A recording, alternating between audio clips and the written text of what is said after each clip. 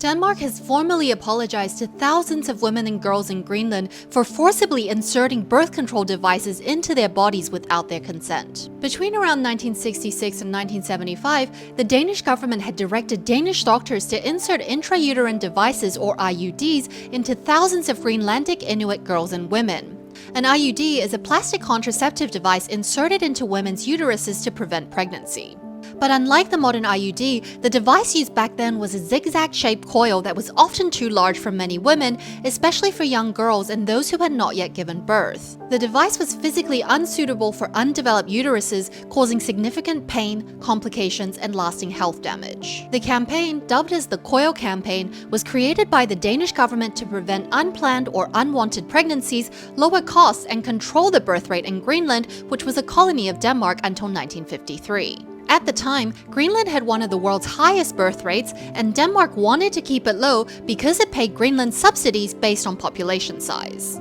The story first came to light in 2017 when a Greenlandic woman named Naja Lubot shared on Facebook that at the age of 13 in 1976, she was forcibly fitted with an IUD without her or her parents' consent after a school medical exam. Lubot, now 63, described the experience as traumatic, saying the Danish government stole her virginity and caused long-lasting physical and psychological harm. Nearly 200 women then responded to Lubot's story, saying something similar had happened to them, according to the BBC. In 2022, a local Danish investigation found that around 4,500 women and girls, including those as young as 12, had IUDs inserted in them between 1966 and 1975. This was roughly half of all women who could give birth at the time. The investigation found women were given an IUD sometimes after undergoing abortions and other operations, and that the practice continued until at least 1991 when Greenland gained control over its healthcare system. In May 2023, the Danish government announced it was launching an independent investigation into the case,